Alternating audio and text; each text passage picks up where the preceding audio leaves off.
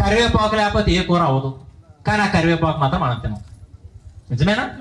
కరివేపాకు లేకపోతే మా అమ్మ ఇంటి యొక్క గోడ దూకు మరి పక్కింట్లోకి వెళ్ళి దూసి తెచ్చేది, కానీ అది మాత్రం మనం తినం.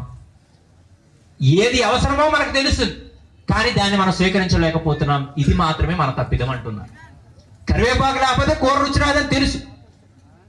అంత ప్రాధాన్యత ఎందుకు ఉందంటే దాంట్లో ఏవో ప్రత్యేకమైన లక్షణాలు ఉన్నాయి కాబట్టి. అప్పుడు ఏం చేయాలా? దాన్ని మనం తినగలగాలి. కానీ మనం ఏం చేస్తున్నాం? పక్కన పెట్టేస్తున్నాం. అలాగే ధర్మం కూడా మనకు అవసరమని మనం తెలుసుకోగలుగుతున్నాం, కానీ కరివేపాకులాగా ధర్మాన్ని పక్కన పెట్టేస్తున్నాం. కాబట్టి రాత్రి ప్రశాంతంగా మనం నిద్ర చెందలేకపోతున్నాము. కొట్టండి, పోను గట్టి కొడితే బాగున్నా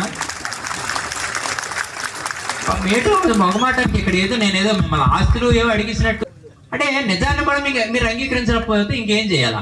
ఈ యొక్క దేశంలో ప్రతి ఒక్క కణకణము చెప్తుంది సంస్కారము, విలువలు, సాంప్రదాయాలు. అందుకు మనం గుర్తు చేసుకొని బ్రతకాల. ఖచ్చితంగా ధర్మాన్ని పాటించండి, చక్కగా నీతిగా నియమబద్ధంగా జీవించండి.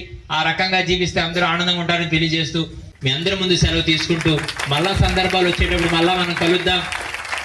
అంతవరకు కూడా భారతీయులుగా, హిందువులుగా మనం జీవించాలని చెప్పి మరొకసారి తెలియజేస్తూ భారత్ మాతా కీ